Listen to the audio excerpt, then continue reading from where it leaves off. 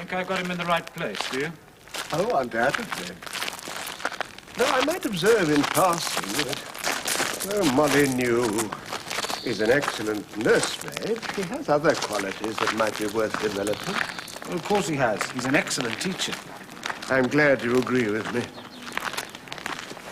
Do you find it cold? No. I find it damn cold. No. Molyneux might, for example, make a very good shot at the upper sixth arts, steering them to the right colleges, advising on careers. I've already got a very good man doing that, Howard.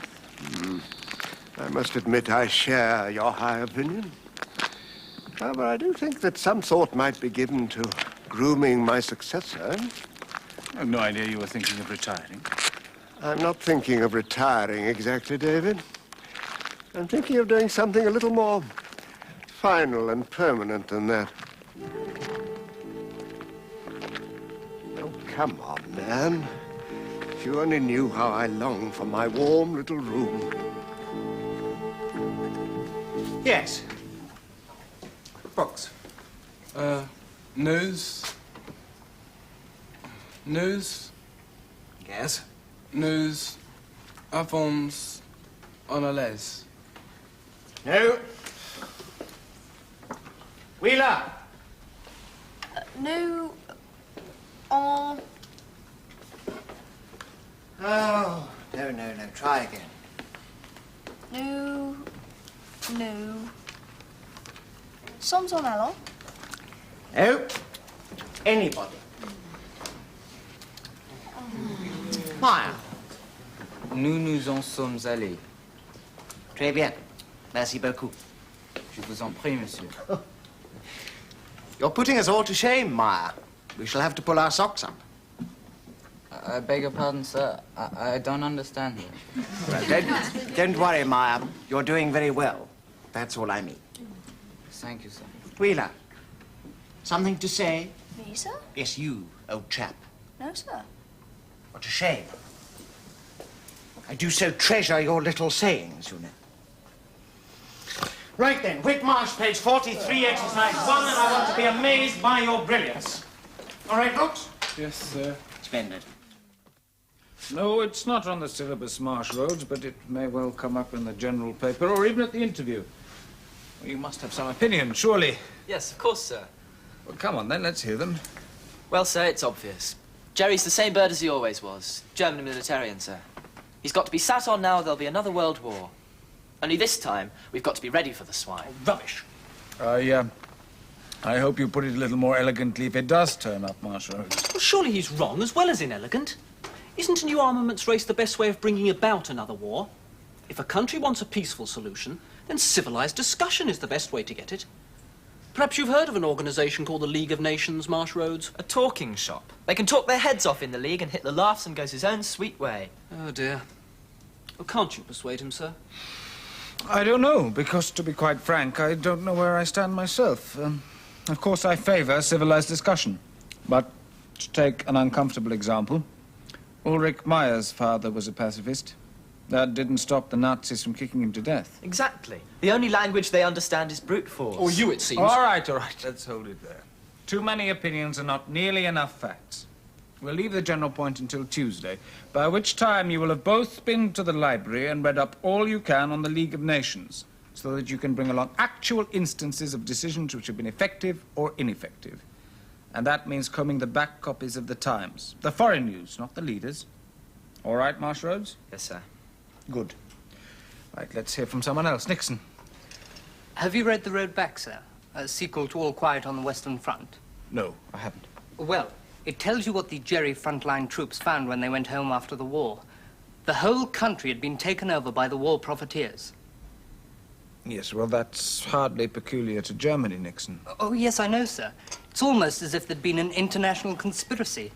Well, you can hardly blame the fighting man in a way, can you? He comes home without any honor. Perhaps he can't even get a job. And all around him, he sees these Jewish financiers who've got fat on the war he's been fighting.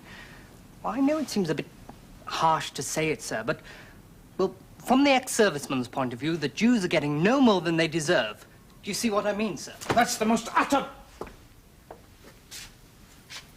Yes, I'm glad you brought it up, Nixon. It's what a lot of people think, sir. My father... Yes, I dare say. But let's consider a few flaws in your argument. First, the war profiteers were not, for the most part, Jewish. The biggest of the lot, the House of Krupp, for example. Secondly, Hitler's thugs are hardly selective in their Jewish victims. Ulrich Meyer's father was a small jeweler. What did he deserve, Nixon? Hmm? Thirdly, the Jews have always been persecuted.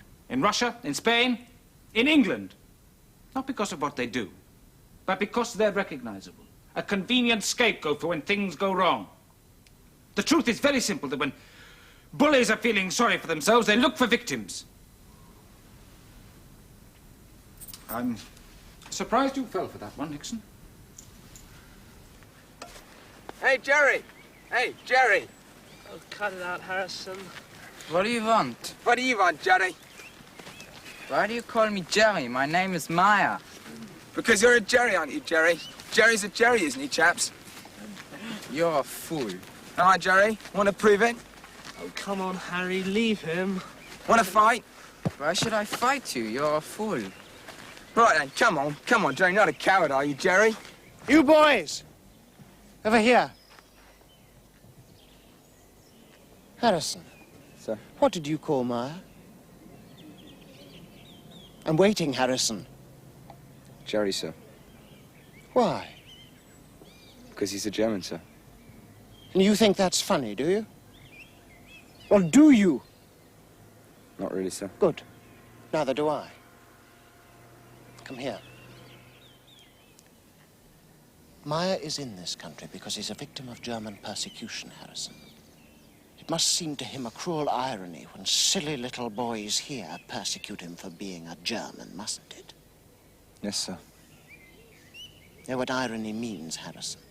Not really, sir. Get out of my sight, the three of you. See me in the house room after prep.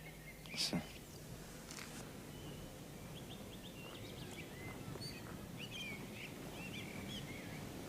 You wait a second, Meyer. I'm very sorry about all this. Has it happened before? Oh, yes, Mr. Molina. I expected it. They will get fed up with it soon, I think.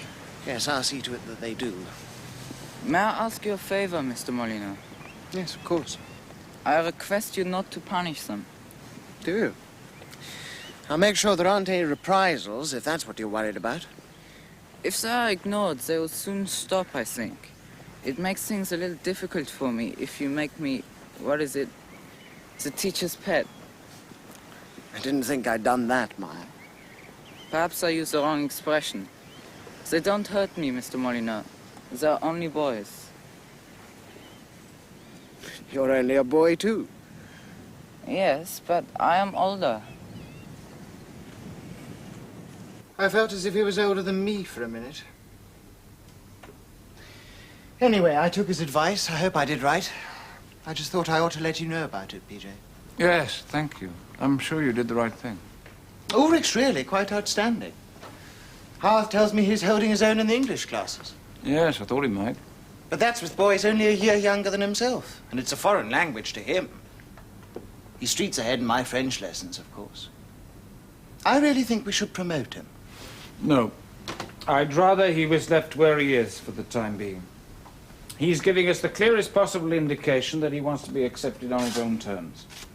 I only hope that Bamfield can rise to his expectations. Well, Christine thought he might. Oh, did she? Well,